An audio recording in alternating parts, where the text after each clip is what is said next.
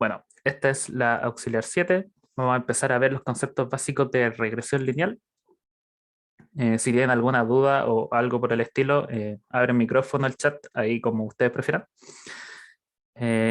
Y vamos a ver estos 6 puntos, que es un poco, no decir latero, pero un poco más teórico.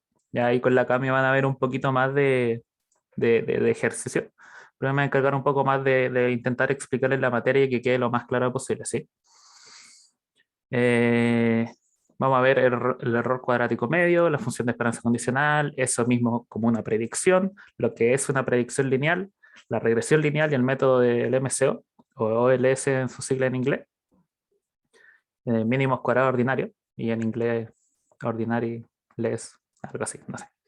Y el R cuadrado, que es una medida y una métrica, un indicador súper importante al momento de querer evaluar regresiones lineales y ver si es que tu regresión lineal está correcta. ¿Sí? Lo primero, el error cuadrático medio. ¿Alguien se vio los videos? ¿Alguien que me pueda como dar una breve como qué es lo que entendieron, qué es lo que creen que es? ¿O vienen aquí como a aprender así con todo? También está la posibilidad. Aprender. Aprender ya. Está bien. El error cuadrático medio es, supongamos que primero hay una nube de puntos discretos distribuidos en un plano. De acá vamos a suponer que existen estos, ya que son los puntitos verdes. ¿Sí? Entonces, lo que te va a entregar un poco... antes de eso. Tenemos la nube de puntitos verdes y a esa tú le tiras como... Gracias, aprender en mayúsculas. Está bien. Le tiras una línea que tú piensas que puede ser algo que una línea recta, una recta fin, que describa de buena forma las cosas como esta nube de puntos, ¿sí? En este caso, como que esta línea, ven mi mouse, ¿cierto? ¿No? Ah, aquí. ¿Qué me digo? Por fin. ¿El mouse lo ven? Sí se ve. Ah, ya. Sí, se Maravilloso. ve. Entonces, la línea azul va a ser como una forma de aproximar estos puntos, a esta nube de puntos, ¿sí? Y para eso existe el error cuadrático medio. El error cuadrático medio es una predicción, es un error, en donde se va a querer medir el error que hay entre el punto real de la nube de puntos con la línea que uno predice, ¿sí? Acá como dicen, como se ve, el predictor es mx, es decir, el predictor sería esta línea. mx, m es una función x, o sea, una función, no x porque el x está, una función cualquiera, pero que después vamos a ver que cumple propiedades bonitas y que es lineal y que es afín y que no se va a complicar por ese lado. ¿Sí? Entonces, más que nada, eso es el error cuadrático medio. Esta diferencia de puntos que hay acá, y obviamente en esperanza, porque estas son predicciones. ¿Sí? Nada, esto es como a ciencia cierta, a 100% de lo que se está diciendo. Entonces, luego, tenemos que ver un poco lo que es la función de esperanza condicional, que se abrevia como CEF, que se define de esa forma. Esto es más que nada de recordatorio, porque esto lo deberían saber ya de prueba y del repaso de probabilidades. ¿Sí? Es más que nada como sacar una esperanza condicional, da una función, una distribución condicional y una distribución y. Bueno, en este caso y x son variables aleatorias y lo típico de siempre. ¿Sí? Ahora, esto se ve de alguna forma, va a retroceder un poquito, nosotros queremos que esta línea que está prediciendo el comportamiento de esta nube de puntos sea lo más parecida posible a esta nube de puntos. Sí, obviamente siempre va a haber un error porque no puede ser una línea que pase exactamente por cada punto, sino que es una línea lineal que se aproxima de mejor forma a esta nube de puntos, ¿sí? Entonces lo que se va a buscar hacer en este caso va a ser minimizar esta esperanza, ¿sí? Es decir, se va a intentar minimizar el error cuadrático medio. Es decir, se va a querer minimizar la distancia entre la línea predicha y el puntito discreto. Y eso obviamente para cada punto, no es como para un punto en particular. ¿Alguna duda hasta el momento con eso? Profe, ¿puede retroceder una, porfa? ¿Eso? Sí, gracias, que no lo había visto bien. Ya, vale. Y díganme Rubén o Aux o oye. Y mi tío, que también caché en el chat que me dijeron tío, por favor, no. Listo. Tío.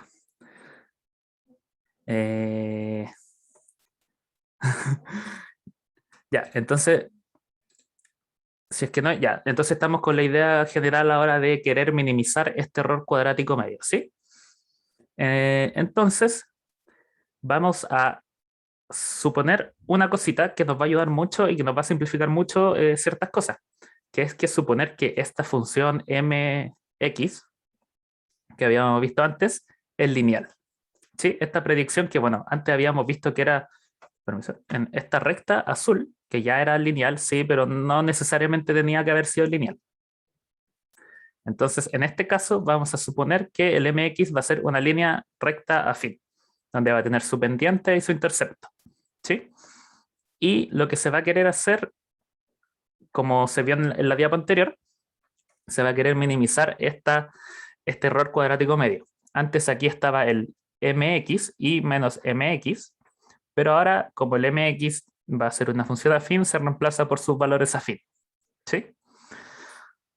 Luego de un poco de matraca que no aporta mucho más que, bueno, la demostración obviamente, se van a poder encontrar valores de A y B que se van a poder calcular, que en algún momento probablemente se los pidan porque no se usa tanto, pero igual obviamente tienen que saber bien cómo calcular estas cosas, donde luego de esta mínima traca se llega a los valores de B y A, donde el valor de B es la covarianza entre Y y X, y la varianza de X, y A depende de B y la esperanza de Y y X. ¿Sí? Y simplemente esos valores te van a ayudar. ¿Y por qué están en el asterisco? Porque esos valores te van a ayudar a decir que eh, la función mx va a ser igual a algo, al intercepto más la pendiente por el x, y se va a definir como una regresión lineal poblacional. ¿Sí? Ya. Entonces, después de nosotros ya haber definido regresión lineal poblacional, vamos a poder empezar a ver lo que es una regresión lineal como tal. ¿Sí? Y aquí es donde ya se simplifica un poco, porque tiene que saber un poco antes el tema del error cuadrático medio, un poco de la función de esperanza condicional. Entonces, ahora como que ya sabiendo eso, vamos a poder definir una regresión lineal. Y siempre ustedes van a poder definir una regresión lineal. Esta tiene una variable, que tiene un puro x. Obviamente puede ser multivariada, pero para empezar, en este auxiliar en particular vamos a ver de una variable. Ya el próximo auxiliar con la Camil lo vamos a generalizar un poquito más a regresiones más grandes, en donde dependen más cosas. Pero se tienen que quedar claros de este auxiliar. Uno, que la variable dependiente es el i, es decir, obviamente esta variable depende de lo que suceda con x. Entonces, si x va a ser el valor de y, x va a ser la variable independiente. Generalmente se suelen hacer estudios como siempre muy generales, y este es como el ejemplo más genérico que se van a encontrar siempre, y es como salario con educación, por ejemplo, donde y va a ser salario, que es la variable dependiente, y x va a ser la educación. Educación puede ser, no sé, años de estudio. Entonces, a medida que tienes más, vamos a suponer este modelo muy simple, a medida que tienes más años de estudio, vas a tener mayor salario. ¿Sí? Algo así es lo que intenta explicar una regresión lineal. Obviamente esto no ocurre siempre y vamos a ir viendo con R y con las herramientas que van dando el curso cómo lo podemos ir estudiando, pero es para que tengan un un ejemplo de cómo esto podría funcionar. Y U o mu sería en este caso el error. ¿Y qué es el error? El error incluye, por ejemplo, variables no observadas que tú no agregas al modelo, siguiendo este mismo ejemplo del salario con la educación.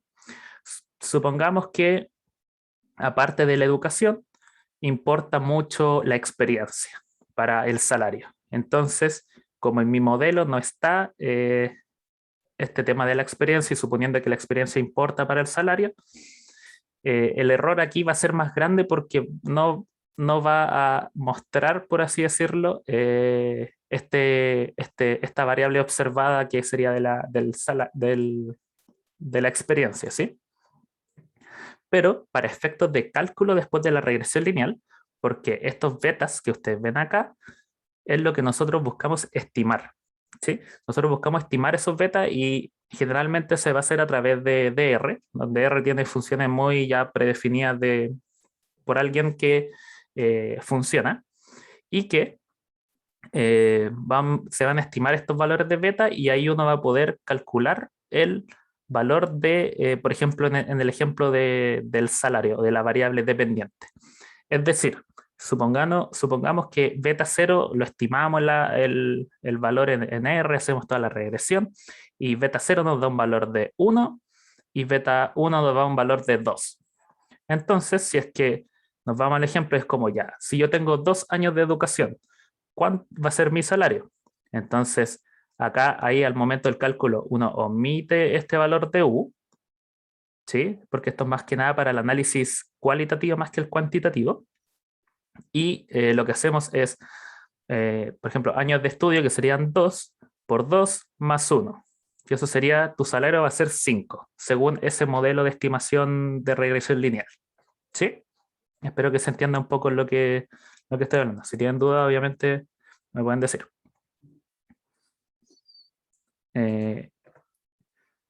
Y un poco el tema del método del MCO, que los supuestos que tiene este modelo, porque este modelo tiene 6 supuestos, vamos a verlo el auxiliar del próximo viernes porque este ya está como, con mucha información como para procesarla. Y es que el MCO más que nada busca minimizar los residuos de la regresión o de la estimación. Bueno, en este caso ya la regresión va a ser una estimación.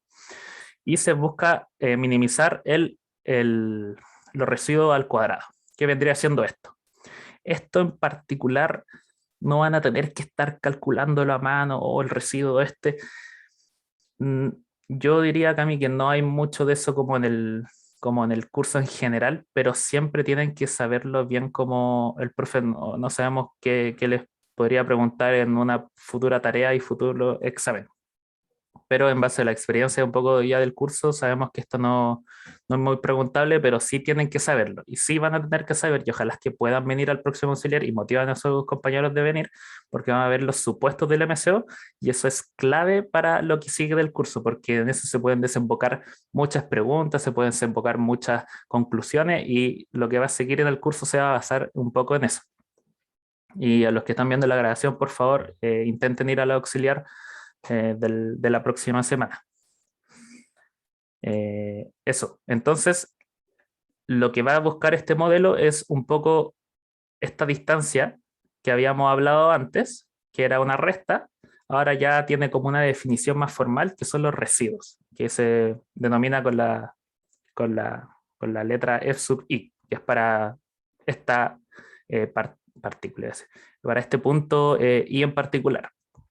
Y aquí tenemos nuestro modelo de regresión lineal. ¿Y qué es lo que buscamos nosotros? Minimizar este espacio llamado residuo que hay entre el punto y la recta. Y es lo que vamos a ir haciendo punto por punto, punto por punto. Y obviamente como todos esos puntos van a estar dentro de un minimizar, este modelo te hace mostrar que vas a tener la mejor estimación que puedes dado los puntos, dado tu nube de puntos que tienes.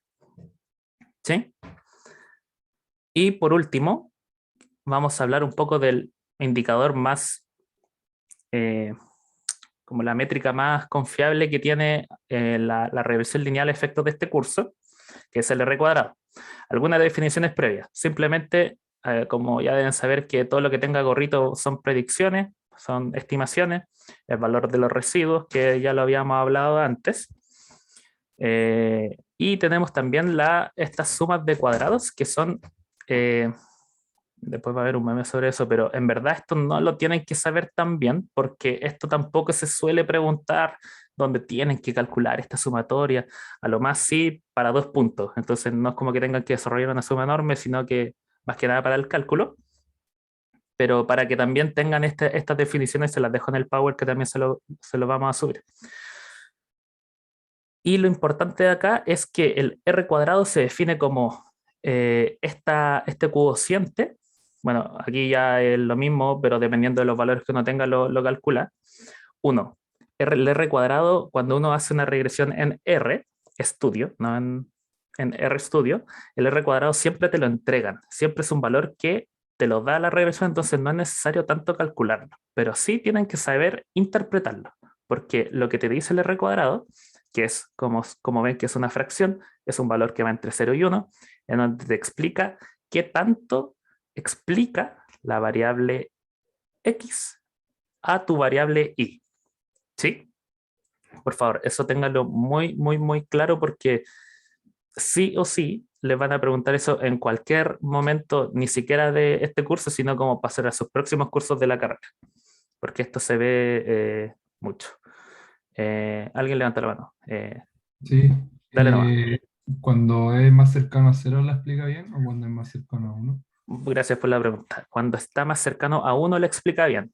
Es decir, si tú tiras tu regresión en RStudio y te sale que tu R cuadrado es 0.94, o sea, le explica un 94%, las variables que uno pone en la variable dependiente explican 94% a tu variable independiente, te dice que es maravilloso, así es muy, muy, muy, muy bueno.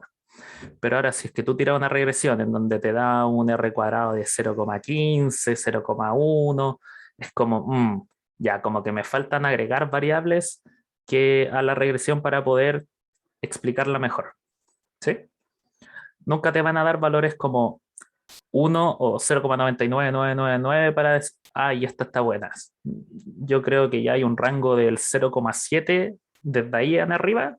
Es un buen valor para decir como ya, esta regresión está decente, está como que explica algo, ¿sí? Para que tenga también un poco de validez. ¿Alguna duda? Porque aquí termina el resumen. Es un poco de harta materia. Sí, en verdad no sabemos para qué vamos a usar esto ni esto. Esto sí, un poco más, pero en verdad no es tan útil en Bueno, ese sentido. Dime, Ignacio. yo me perdí un poco desde la regresión lineal en adelante, Desde aquí. desde ahí. Por ejemplo, nosotros llegamos a esta ecuación de la regresión lineal poblacional, ¿cierto? Sí, de ahí, de como aquí abajito, con estos valores Ya. acá. Y ya, esa es la que no entendí, la que viene, esa. Ya. Esto es más que nada Como, lo mismo.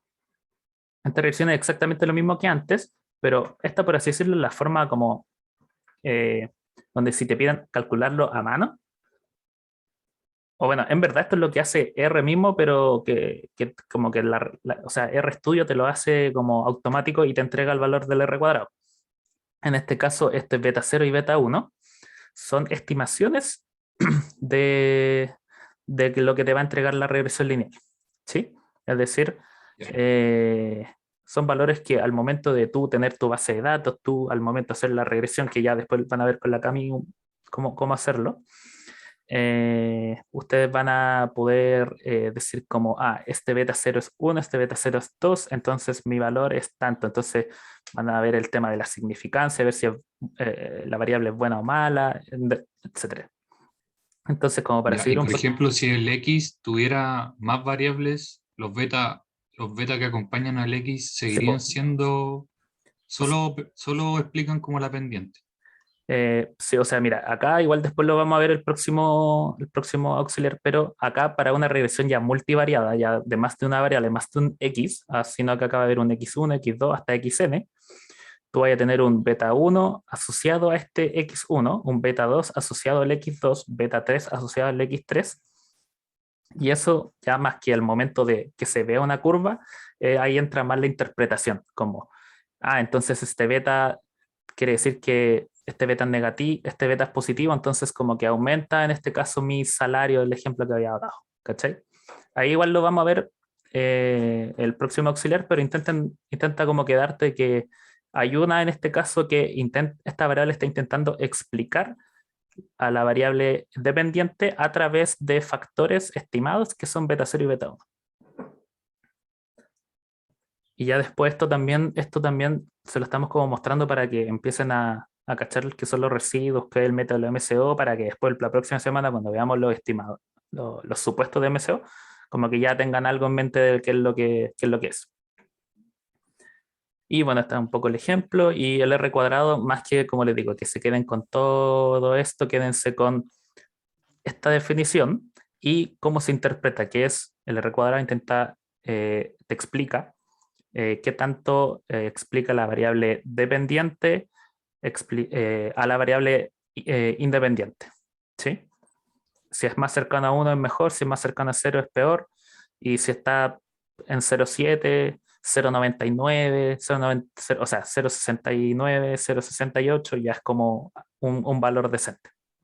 No es como un valor cerrado 100% que tiene que cumplirse. Eso. Si no hay más dudas, los dejo con la Cami. Voy a dejar de compartir. Cami, te entrego el relevo. Dale.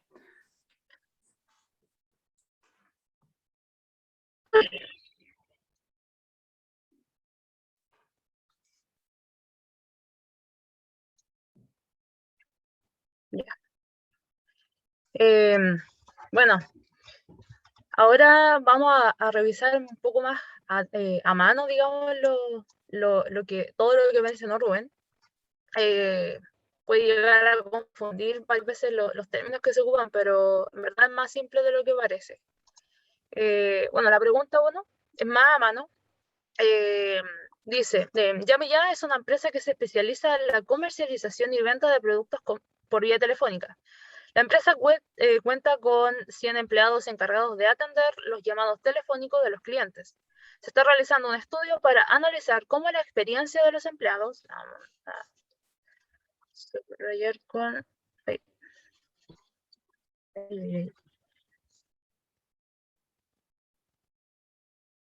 fallas técnicas.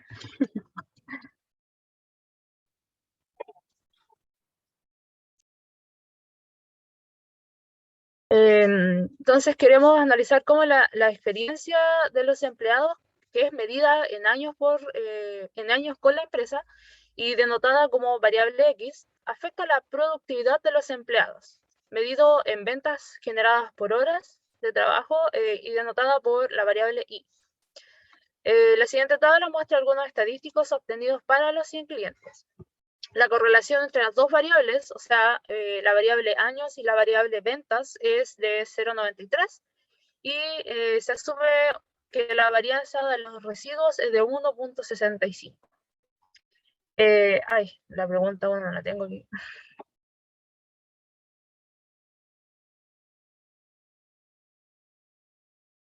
Me fue.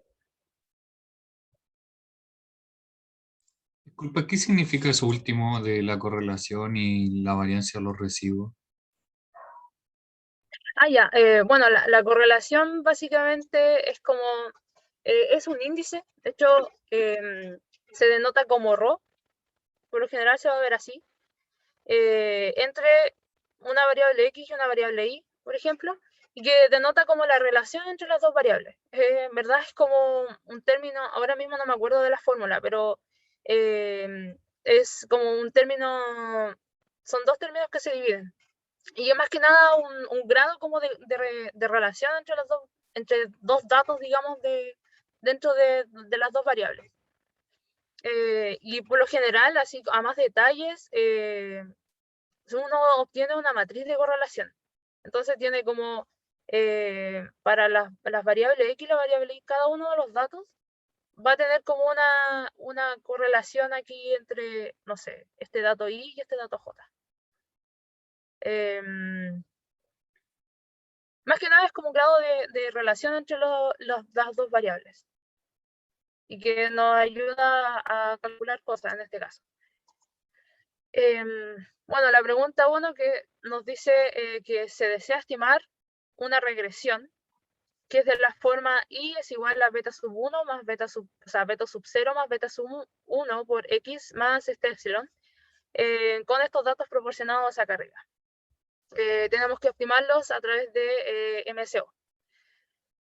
Entonces, como bien mencionó Rubén, bueno, nosotros como que definimos una regresión de este tipo y nosotros lo que queremos es encontrar una recta que se ajuste a los datos que tenemos. Pues en este caso igual tenemos ya resumen de estos datos, pero por lo general vamos a tener muchos datos que eso lo utilizamos para estimar estos betas sub 0 y beta sub 1.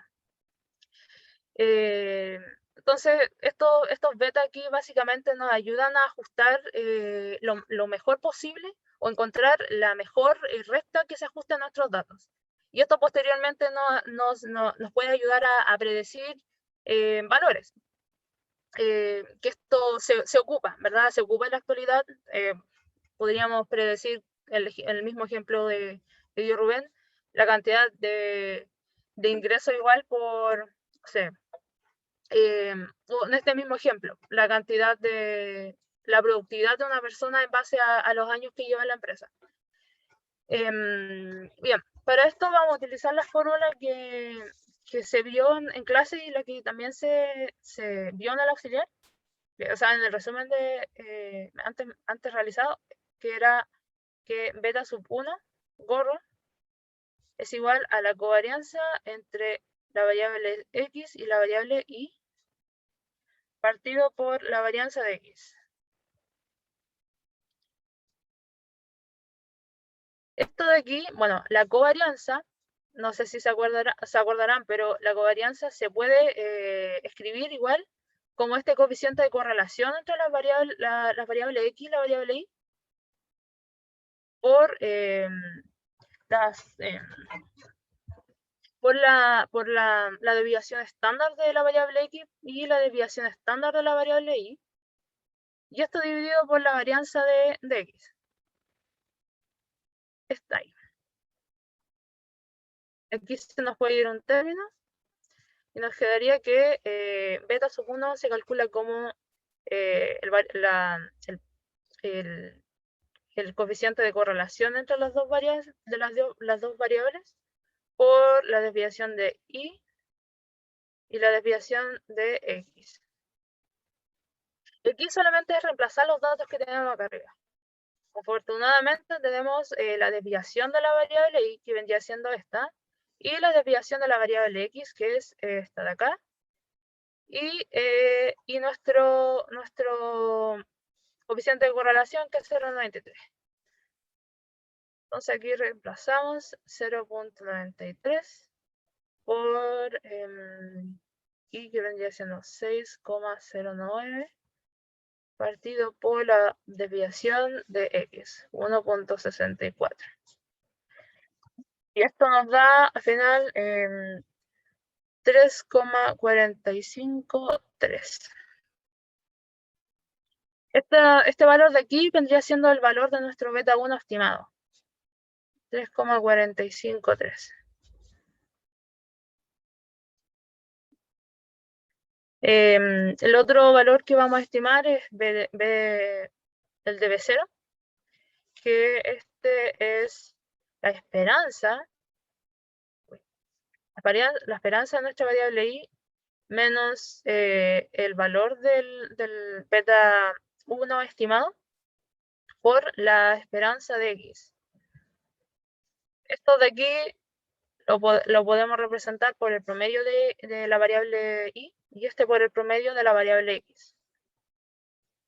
Entonces, reemplazando los valores también, Aquí ya tenemos los promedios de aquí, los promedios de Y y los promedios de X. Entonces tendríamos 11.8 menos 3,45. 3 por el promedio de X, que vendría siendo 3.25.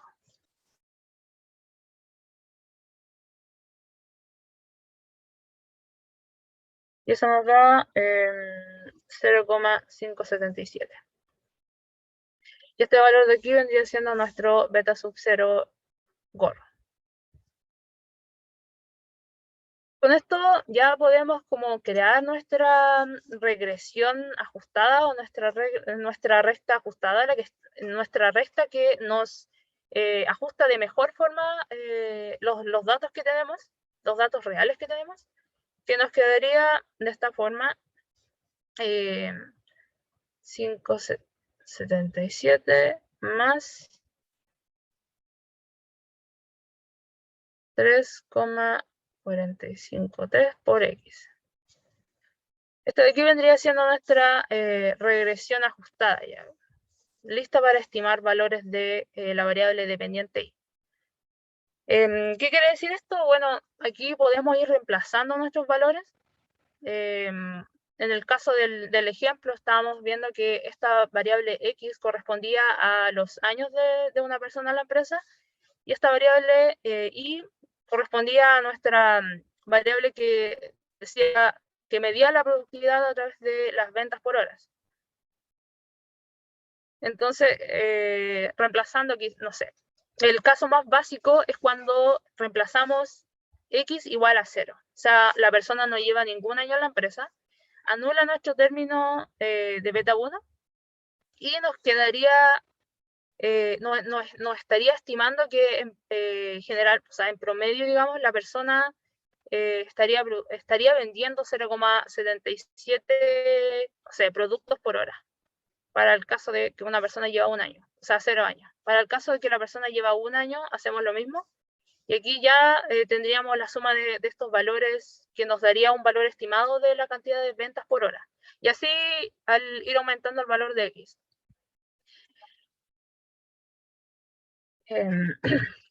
Bueno, no sé si hay alguna pregunta, o sea, alguna duda de esta parte, de esta pregunta. No puedo minimizar esto. La ecuación a la que llegamos sería como la ecuación lineal del gráfico que vimos antes, ¿cierto? Sí, o sea, mira, para que quede más clarito, nosotros tenemos básicamente esto.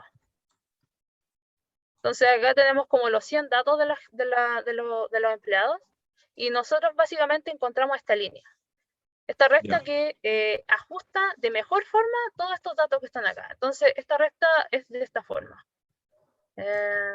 Más 3.45 por X. Y Entonces bueno, tú aquí tenemos cuando dijiste como el X0 y el X1 y nos da un valor, ese no es como un valor real, sino que es como el valor de la línea, ¿no? Puede ser que el valor real esté, ese punto de ese año esté en otra parte. Claro, porque hay Ya, que recordar que estamos estimando nomás, como que eso es lo que tiene, estamos trabajando con modelos probabilísticos, o sea, el término que aparece acá hace que no tengamos real certeza de que este va a ser el valor real. O sea, por eso se aparece el mínimo cuadrado ordinario con la recta entre el valor real, que vendría siendo, por ejemplo, I1 versus su valor estimado. Esto de aquí vendría siendo los residuos. Entonces, nosotros minimizamos este valor. Entonces, por ejemplo, aquí ya, no sé, para un año, para 0 años, la persona está como vendiendo 0,57 ventas por hora, pero el valor real era 6. Entonces, como que esa recta, como esa diferencia entre el valor estimado y el valor real, nos da los residuos. Y que básicamente eso es lo que nos ayuda a crear como esta cosa de mínimos cuadrados. O la idea supuestamente es que justo mínimos cuadrados o estos valores de acá nos ayuda a tener como el mínimo residuo. ya, Esa vale. es como la idea detrás de todo esto. Súper. bueno, pasemos a la B2, que la B2 nos dice qué puede decir sobre la significancia de beta 1.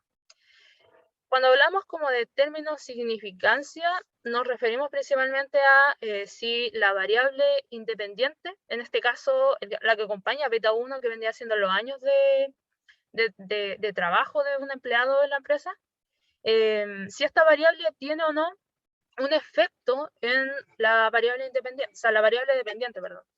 Entonces, lo que queremos ver si en verdad X afecta o no en la variable Y. Y para eso lo que vamos a utilizar va a ser, vamos a traer aquí a test de hipótesis, que sé que a lo mejor no lo quieren mucho, pero aquí en verdad se ocupa test de hipótesis justo para ver si un coeficiente es significativo o no. ¿Cómo hacemos eso? O sea, vamos a establecer una hipótesis nula como que el beta sub 1 en este caso es igual a 0, o así como decimos que la variable x que acompaña al beta 1 no influye en y, que beta 1 no es significante. Y bueno, y la hipótesis alternativa vendría siendo que, bueno, que el beta 1 sí es importante para el modelo y es igual a 0, o sea, es distinto de 0. Porque con esto que decimos que es distinto de 0, no podemos llegar y anular el valor de beta 1. O sea, el valor que entrega en este caso el valor de la variable independiente. Es decir, solamente nos quedaría en este caso eso, así como, así solamente, porque estaría eliminando como este beta 1 este término que está acá, si es que no es significante. Entonces, para esto, vamos a suponer por ahora de que nuestro coeficiente estimado de beta 1 distribuye de forma normal con media beta 1, sigma cuadrado partido n-1 por s de x cuadrado. Este término de aquí, bueno, este entero corresponde a la varianza. Este término de aquí corresponde a la varianza de los errores.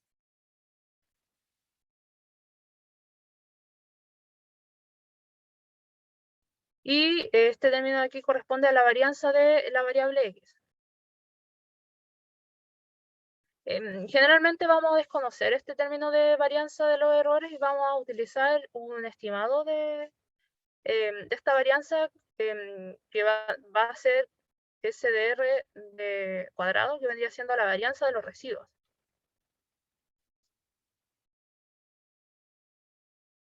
Que ese es como el valor que nos da el enunciado acá. La varianza de los residuos es 1.65. ¿Cómo se saca este valor? Bueno, básicamente es como la suma de todos los residuos cuadrados partido por n-2. Este vendría siendo esta varianza de los residuos que actúa como un estimador puntual para la varianza de los errores que vamos a desconocer. Entonces aquí vamos a utilizar intervalos de confianza. Y, ¿Beta siempre va a distribuir así? Esta, sí, o sea, aquí igual estamos haciendo el supuesto principal de que beta es insejado.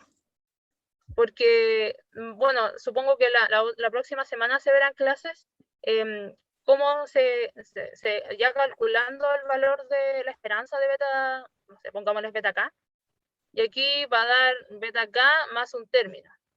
Y ahí, por ahora vamos a asumir que este término es 0, o sea, el valor de la esperanza de beta K, o beta 1 en este caso, es el parámetro beta K, que es insegado. Por ahora vamos a hacer el supuesto y por eso igual es importante los supuestos que se van a dar sobre MCO, que también nos permite como tener esto. Por ahora lo vamos a suponer solamente, pero ahí se va a ver la próxima semana cómo realmente se obtiene este caso.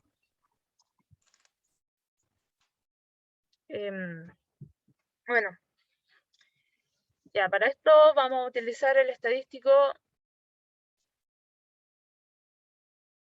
que era el valor del estimador puntual, o sea, el estadístico puntual, perdón, del estimador puntual de beta 1, menos el valor del parámetro de este coeficiente beta 1 bajo la hipótesis nula. Que, bueno, está aquí según nuestra hipótesis que definimos antes, está aquí 0. Y partido por esta varianza de acá, que vamos a reemplazar este sigma cuadrado por ese sigma r cuadrado.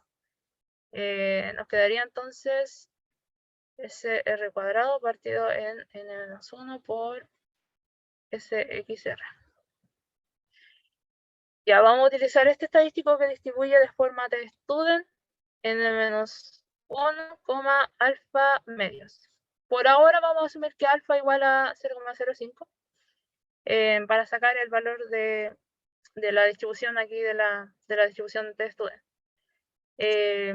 Recordando lo que vimos en el auxiliar de hipótesis, cuando el valor de nuestro parámetro bajo la hipótesis nula pertenecía a este intervalo de confianza,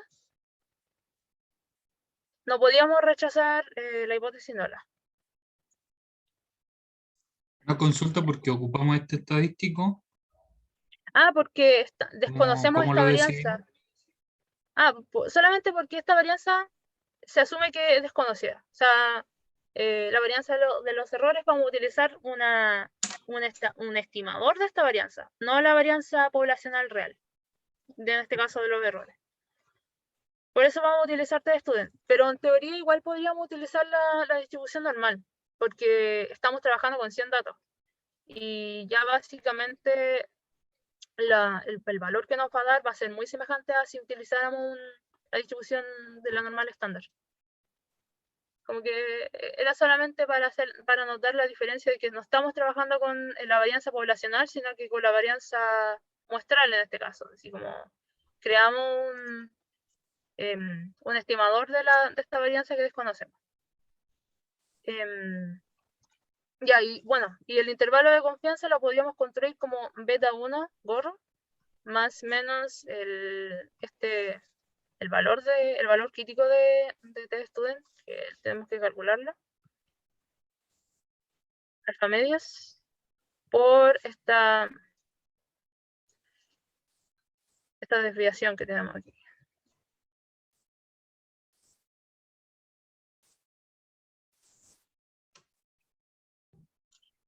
Y bueno, beta 1, como ya lo calculamos anteriormente, nos daba 3.45.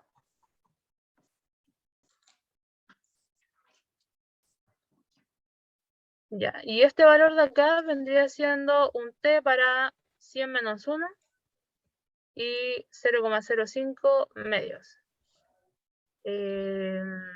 Por el valor de la varianza de los residuos que nos dan arriba, que es 1.65 partido por 100 menos 1 por la varianza de nuestra variable x, que es 1.64. O sea, esa es la desviación. Tenemos que llevarla al cuadrado.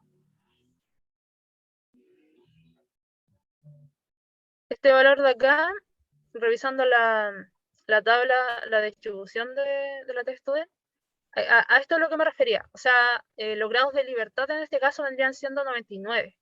Pero no tenemos el valor exacto o sea, al menos en esta tabla no tenemos el valor exacto para 99. Entonces, vamos a utilizar aproximadamente para 120 grados de libertad, para 0,025, aquí vendría siendo 1.98. Esto de aquí básicamente debería ser un mismo valor para la distribución normal estándar. O sea, ya ahí no hay mucha diferencia entre las distribuciones por la convergencia. Entonces aquí era 1.98. Y esto al final nos da valor 0.15. ¿Con cuánto ocupaste el alfa? Ah, 0,025. La división entre 0, o sea, nuestro Sí. alfa es de un 5%. Sí. Y como estamos utilizando test de 2 colas, por esto, tenemos que ocupar el alfa igual, o sea, no el alfa, sino que aquí en los alfas que se buscan acá ocupamos 0,025, no 0,5. Ocupamos este. Y Ya, este vale. de aquí hacia abajo. Ahí, 1.98.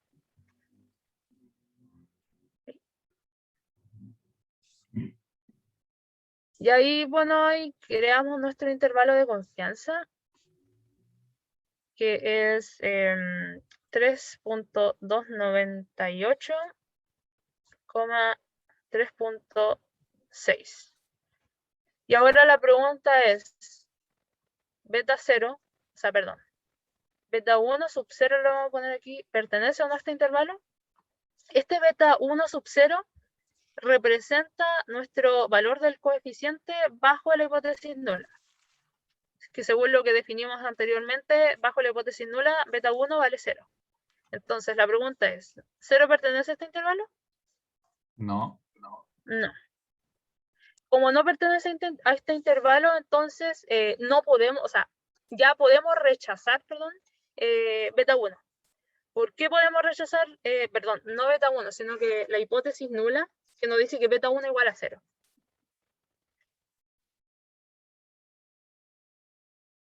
Vamos a rechazar la hipótesis nula que es que beta 1 igual a 0 y podemos decir con seguridad igual que beta 1 es distinto de 0.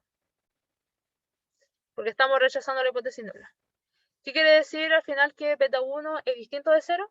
Quiere decir de que la variable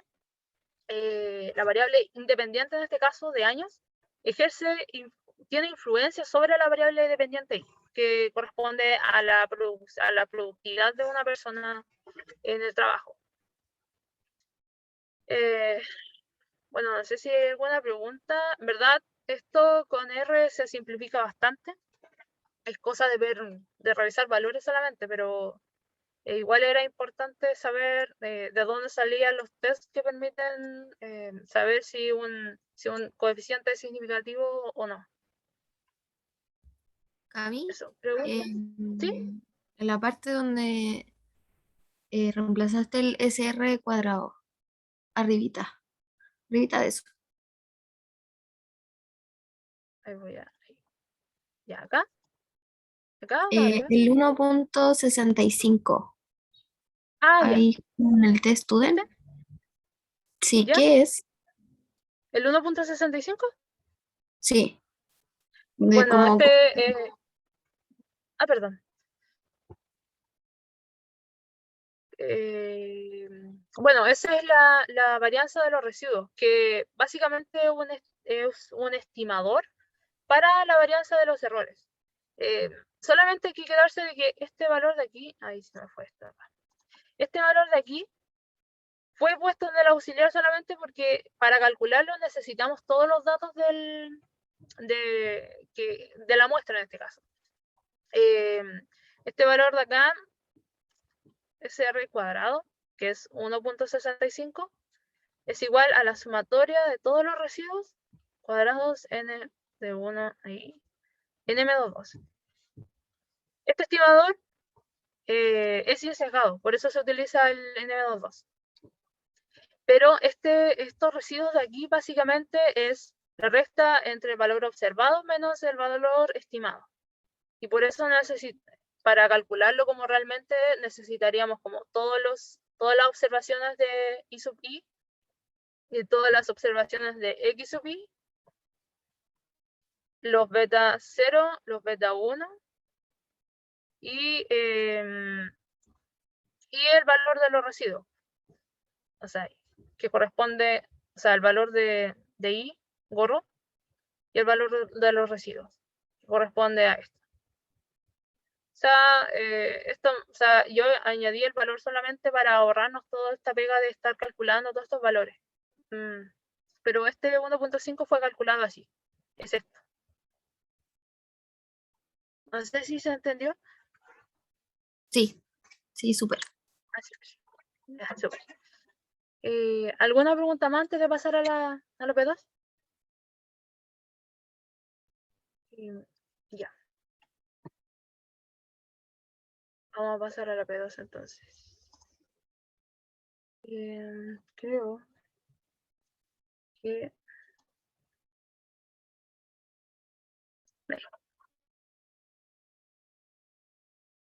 Ya.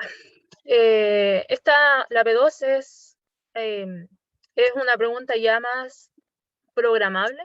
Aquí vamos a utilizar solamente R para calcular para resolver esta pregunta. Bueno, lo primero que hacemos básicamente es cargar las librerías. Y vamos a cargar la base de datos, que yo se la subí en conjunto con el enunciado del auxiliar que se llama ventas. Bueno, esta base de datos lo que tiene es las ventas de casas en Santiago durante mayo del 2020. Y bueno, aquí tiene el valor, más adelante lo vamos a ver, pero tiene básicamente el valor de una casa en pesos chilenos y el valor en UFs, y algunas descripciones de la casa, como por ejemplo en qué comuna está, la cantidad de habitaciones, la cantidad de baños, los metros cuadrados que tiene la casa, si tiene estacionamiento o no. Y bueno, y esto cargamos la base de datos. Y aquí es para ver un poco, ahí no lo cargué. Y aquí estaría la base de datos. Tiene pocas variables, o sea, en esta auxiliar solamente vamos a ocupar solamente una variable. Y aquí un poco una descripción más detallada de cada una de las variables que tiene la base de datos, como por ejemplo la comuna, el tipo de vivienda que tiene, que corresponde a la venta, digamos, que básicamente son casas, el número de habitaciones, la cantidad de baños, estacionamiento, el total de superficie construida. Aquí tenemos el valor de la UF y el valor en pesos chilenos. Aquí, ya. Este valor de aquí, o sea, por si les sirve, en algún momento necesitan, esto aquí desactiva la notación científica. A mí en lo personal no me gusta ver los valores en notación científica. Pero aquí lo arreglo. Aquí lo que este comando que está aquí nos ayuda a identificar la cantidad de NAs que tiene cada una de las variables. En específico, bueno, en esta pregunta vamos a utilizar el número de habitaciones y el valor de la casa en CLP. Y aquí nos dice que el número de habitaciones tiene 8 valores faltantes, valores nulos.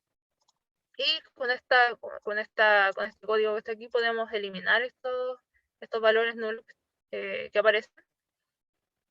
Y bueno, con eso podemos empezar a hacer la primera pregunta. ¿Sí? ¿A eso te referís con que hay datos que no traen el número de habitaciones, entonces vamos a descartar ese dato? Exacto.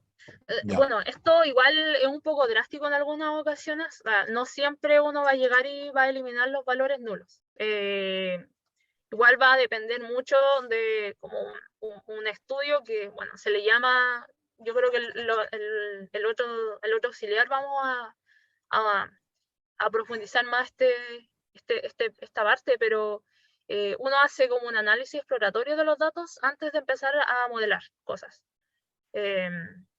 Y bueno, ahí uno que hace, analizar los valores nulos, valores duplicados, por ejemplo. En este caso nos vamos a centrar en los valores nulos que tiene la variable habitaciones, más que nada porque esa es la única variable que vamos a utilizar en conjunto con valor CLP. Entonces, por eso solamente eliminamos los valores nulos de número de habitaciones. Porque si eliminamos, por ejemplo, total superficies, que serían 37 datos, igual estaríamos perdiendo información del número de habitaciones y del valor CLP. Esas son como las únicas dos variables que nos interesan, al menos en este ejercicio. Más adelante igual se complejiza un poco más la situación. Bueno, la P1 nos dice que tenemos que establecer un modelo que nos ayude a responder la pregunta planteada. Y la pregunta planteada es, ¿cuánto costará una casa con 5 habitaciones? Para esto establecemos nuestra regresión, que bueno, va a ser de la forma valor CLP, que eso es lo que queremos predecir. Nosotros queremos saber el valor de una casa en base al número de habitaciones. Entonces, establecemos esta regresión y la vamos a estimar para calcular los valores de beta 1 y beta 0 y beta 1. Disculpa, ese Aquí, último elemento, ¿qué es? ¿El epsilon error? es el error. Es U, también se le nota como U. Bueno, en literatura van a aparecer generalmente como epsilon. Epsilon corresponde al error. Ya. Y bueno, este término más que nada nos entrega como la parte aleatoria de este valor CLP. Como la pregunta del compañero antes, que igual preguntaba si el valor que se estimaba era exacto, no, o sea, en este caso no vamos a obtener un valor 100% exacto, o sea, nosotros aspiramos a obtener ese valor, pero no va a ser como 100% confiable. ¿Por qué? Porque existe este valor del error. Bueno, y sacamos las variables que vamos a utilizar, en este caso vendrían siendo valor CLP y número de habitaciones. Estos signos de peso de aquí nos permiten sacar las variables de una base de datos, y esta de aquí nos permite asignar esta flecha hacia allá, o puede ser es igual, como que cualquiera de las dos cosas funciona. Bueno, y este meme lo puse principalmente porque resume mucho esta parte. Esto fue lo que fue la P1, de calcular a mano estos valores estimados de beta 1 y beta 0, pero en R se resume todo a una línea. Está dado por esto. Aquí vamos a establecer la variable dependiente, que corresponde al valor CLP, y aquí, después de la colita de chancho, vamos a poner los valores independientes, o sea, las variables independientes. Cuando más, bueno, la otra auxiliar vamos a hablar más de regresiones multivariables, pero aquí, para añadir más variables, se le pone una suma, por ejemplo. Y aquí ponemos número de estacionamiento. Y así podemos añadir todas las variables que se nos ocurra, o sea, que tengamos los datos. Y bueno, y ocupamos la data que está en la variable base. Esto nos entrega este valor que este resumen de la regresión que está aquí. Esto es lo que se va a ver comúnmente de aquí en adelante. ¿Qué nos entrega esto? Lo principal de esto es esta parte de aquí.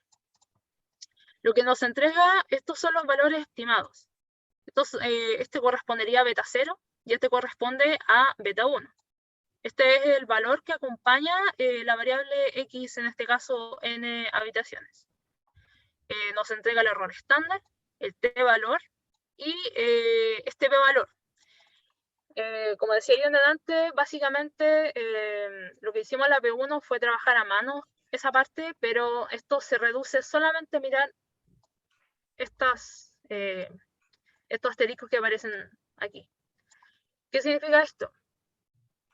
Cuando aparecen un asterisco, es que el coeficiente es significativo al 1%. Cuando aparecen dos, perdón, al 0,5%. Perdón, al 5%. Cuando aparecen dos asteriscos es significativo al 1%.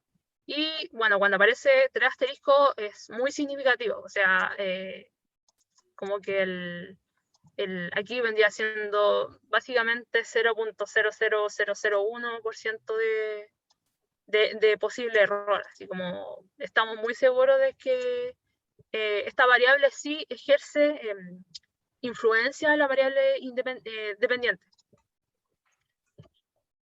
Pero, no, bueno, aquí vamos a graficar esto y es bastante feo, igual como se ve esto.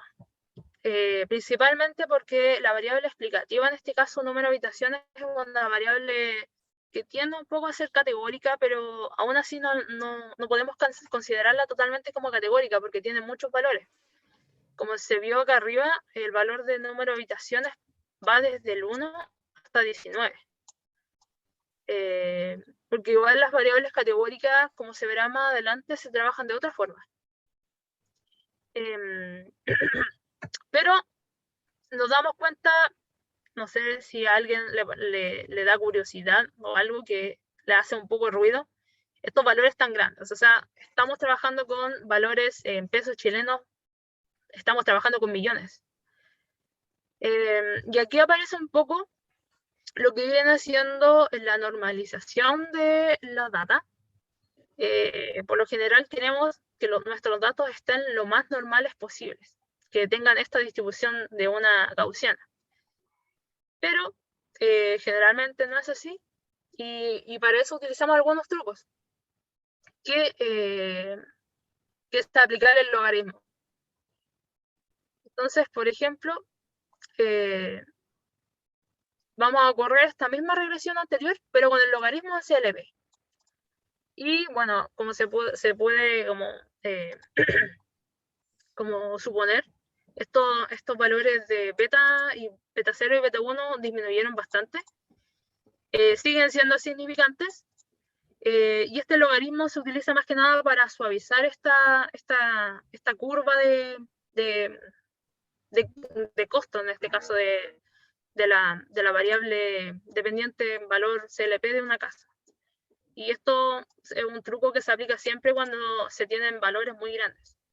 Generalmente se aplica cuando tenemos una variable dependiente que es de ingresos, que son costos, no sé, visitas en videos de YouTube, números que son bastante grandes. Y aquí igual como que sigue apareciendo esta línea de aquí por el tipo de data que es la variable de número de habitaciones, pero ya al menos como que está un poquito más bonito que esta de acá. Hay otro ejemplo que son más entendibles, son más visuales en este caso que número de habitaciones, pero eso lo vamos a dejar para la auxiliar para que se entienda más como esa parte. Bueno, y eso, lo que está aquí muestra la distribución de la variable de CLP, cómo estaba sin normalizarla, o sea, aplicarle el logaritmo, y aquí aplicándole el logaritmo. Como que ahí se observa una distribución más normal de la base, o sea, de la data de número del valor de CLP. Bueno, y Una sobre la consulta P3, ¿sí? que no entiendo, por ejemplo, el cambio de respuesta que va a tener si la hago con logaritmo y sin logaritmo. La pregunta porque cambiaron los valores de los betas. Sí. Entonces, Ah, no sé a cuál yo le creo más o menos, o no, o las dos están bien. sí, sí. Mira, si en teoría las dos regresiones estarían bien. La cosa es que la forma de interpretar, ahora vamos a verlo, pero la forma de interpretar como que se complica o no sé, más que nada por costumbre quizás, que al aplicarle el logaritmo, que nos ayuda como a normalizar la data, los valores de los coeficientes como que se entienden de mejor forma. Igual uno puede tirar la regresión, o sea, igual podríamos haber hecho el auxiliar sin aplicarle el logaritmo y haber interpretado en base a esto, no está mal, pero es más que nada quizás por el tema de que los valores de la variable dependiente son muy grandes, o sea, eso es como lo principal, por eso se aplicó el logaritmo. También está bueno aplicarle el logaritmo, o sea, en teoría cualquiera de las dos estaría bien. Pero estos son como procedimientos que se siguen en estos casos, o sea, como, no sé, en lo general que se hace. Y esto, lo que está aquí, interpretación de coeficientes, nos ayuda a interpretar estas variables, estos coeficientes que nos entrega la regresión. Bueno, este es el caso general que tenemos una variable dependiente así tal cual, en este caso sin aplicar el logaritmo, y la variable independiente también, así sin aplicarle ninguna transformación. ¿Qué quiere decir esto? Que si X sube en una unidad, Y cambia en beta. Igual esto de aquí yo lo puse más que nada para que veamos el ejemplo de esta. No, era este de aquí. Para este auxiliar. Ejemplos profundos vamos a ver en la siguiente auxiliar, en donde podemos tener más variables a las cuales aplicarle transformaciones. Pero esto es lo principal. Cuando estamos trabajando con el logaritmo de la variable dependiente y solamente la variable dependiente sin ninguna transformación, cuando X sube en una unidad, el valor de Y cambia en un beta 1 por 100%. ¿Qué quiere decir? Bueno, eso lo vamos a verlo aquí. Esta de acá. El valor del intercepto es de 0,18,2, o sea, de 18,2, y el valor de beta 1 es de 0,20 por el número de habitaciones. Hay que recordar que aquí estos son los valores estimados que obtuvimos recién. Aquí los reemplazamos solamente. Y bueno, por ejemplo, aquí vamos a utilizar la pregunta que nos hacían de cuánto costaría una casa con 5 habitaciones. Reemplazamos los valores. Esto de aquí, bueno, este beta 1 lo multiplicamos por el número de habitaciones y obtenemos que el logaritmo de este valor de CLP es de 19.22 y aplicando la exponencial nos daría que aproximadamente el valor de una casa estaría a aproximadamente a 223 millones. Analizando como principalmente esta parte de acá, podemos decir que los coeficientes de beta 0 y beta 1 son significativos por las estrellitas que aparecen aquí. De hecho, como que aquí puse un meme por eso. Lo ideal siempre es tener al menos una estrella para que sean significativos los coeficientes. Cuando no hay ninguna estrellita, o un asterisco, significa que el coeficiente no es significativo. O sea, no se pudo rechazar la hipótesis nula de que el valor del coeficiente es igual a 0. Entonces, al saber que una variable no es significativa, ya no podemos hacer interpretaciones de esta variable sobre la variable dependiente. Bueno, y esta es la respuesta de la P4, que era responder la pregunta. Y eso, no sé si habrá alguna duda. Yo supongo que sí tiene que haber duda.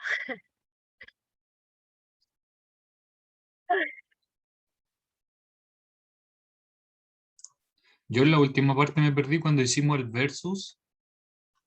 El versus de arriba no sabemos cuál era el valor.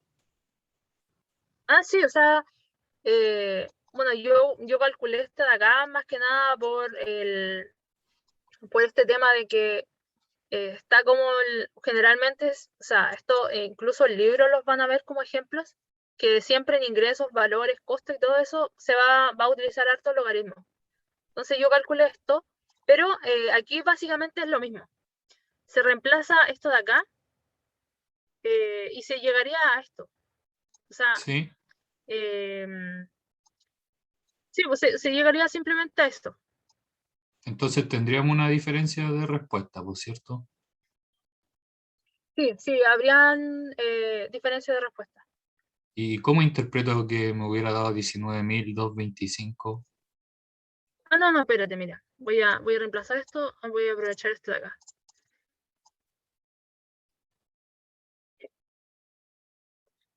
Esto de acá, ojo, que este beta 1 ya no es 0,20.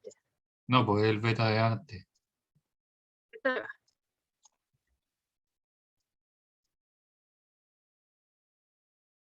Y beta 0 es este de acá.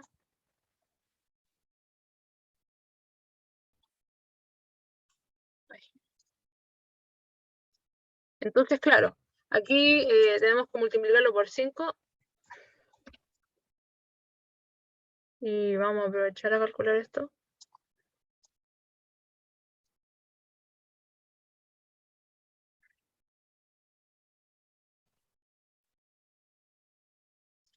Ya, entonces, claro, aquí solamente utilizando el valor lineal tendríamos que una casa con 5 habitaciones cuesta 342 millones de pesos, que claramente igual es diferente al valor que nos estaba dando antes. Y esto es más que nada por la cantidad, o sea, por la variación que tiene la variable dependiente y. Pero claro, Entonces o sea, si le aplico el logaritmo, yo como que disminuyo mi error. disminuye. Sí, porque tu normal ya deja de ser insegada. O sea, como que tus valores Ya. dejan de estar insegados hacia un lado. O sea, de estar sesgados hacia un lado, sino que se están más centrados, están más normales. Por eso Ya, vale. se ocupa más el logaritmo. O sea, no sé. Igual, esto igual es bien general. Como decía, en muchos libros van a ver estos mismos ejemplos con el tema de precios de casa, precios de costos, qué sé yo. Por lo general, valores grandes que estén muy variables van a normalizarse más con el logaritmo. Eso. Una pregunta. ¿Dónde queda aquí, por ejemplo, en el cálculo el valor del error, el epsilon? Esto aquí. Ya. Bueno, gracias igual por la pregunta. Aquí te da como el error estándar o sea, en este caso los residuos como estimados en esta parte de aquí, y también te entrega el valor del R cuadrado, que en este caso vendría siendo 0,15, que igual es un valor bajísimo, y junto a ese te entrega igual el valor del R ajustado, que ese igual añadiendo como lo que mencionó Rubén, no siempre el R cuadrado es como el mejor valor. O sea, entre más grandes, no siempre es mejor. Muchas veces como que los datos se sobreajustan y a pesar de que yo ponga variables independientes al modelo, no siempre eso significa que vamos a tener una mejor estimación para los coeficientes. Y para eso te aparece el R cuadrado ajustado, que castiga por la cantidad de variables que uno le ponga al modelo. Generalmente vamos a utilizar harto este valor versus este, o sea, en este caso no cambia nada, cambia muy poco, pero cuando ya como que uno empieza a añadirle más variables independientes, este valor de aquí va a ir creciendo mucho, y este de aquí quizás no va a ser tan grande como este de acá, pero que no sea grande no significa que sea malo. Eso. Y no sé si... esto también, como el tema de los errores que aparecen acá, igual se ven más adelante y se utilizan para ver los supuestos de MSO. Que hay unos supuestos que influyen o que consideran como esta distribución del error. Que igual tiene que tener algunos supuestos que nos ayuden a tener estimadores insesgados. Pero eso ya es como materia de la otra semana. Eso. No sé si hay más dudas.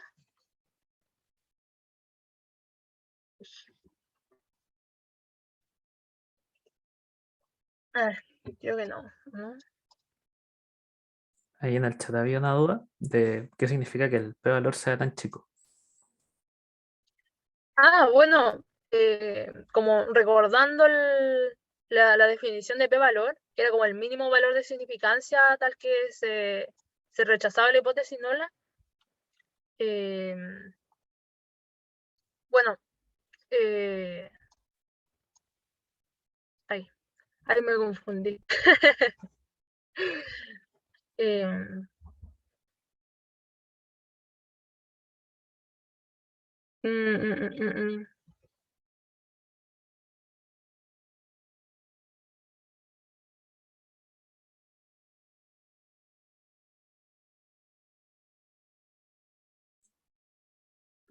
Creo que voy a pensarlo un poco y lo puedo responder en el foro más Eh, la tarjeta. ¿Cuál era la duda la última duda que preguntó Mario o la anterior? El valor del p-valor, ¿por qué es tan pequeño? Acuérdate, Mario, que el p-valor era como una forma, por así decirlo, de medir la significancia de las cosas. De repente, para el p-valor, si era como 0,1 era como al 90%, 0,05 era como al 95% y 0,005 era como al 99%, era algo así. Y es más que nada para decirte que si el p-valor es muy chico, implica que tu, tu significancia está muy cercana al 100%. Jamás va a ser 100%, pero va a estar como en el 99,9%. ¿Sí? Pero más que nada cabe decir que es muy significativo y que explica muy bien. Más que nada eso. Como que la tienes que tomar en cuenta esa variable para explicar dicha variable dependiente. Más que nada eso.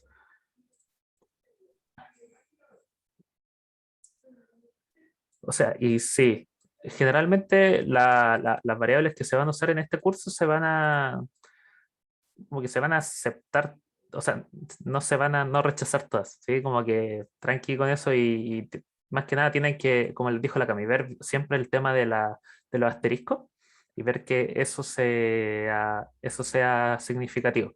Si por ejemplo tiene un asterisco, ahí mismo lo hizo. Si tiene un asterisco está como al 0,05 y ahí. Entonces ahí tiene que ir cachando como, ya esta variable es significativa al 90%, pero esta otra es significativa al 95%, por dar un ejemplo. Más que nada eso.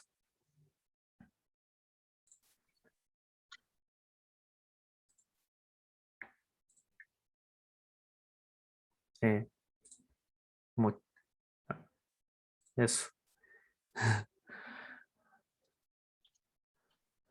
O besar la auxiliar hoy día. Sí. O sea, Mucha cosa. estuvo un poquito larga, pero esperamos que hayan podido entender y que vayan como tomándole un poco el peso a esta materia, que en verdad el inicio va a ser siempre bien duro porque hay que presentarle muchas cosas, pero esto lo vamos a ir viendo también a medida que van pasando los auxiliares, pero la idea es que queden con la menor cantidad de dudas. Pero si no tienen más dudas, son libres.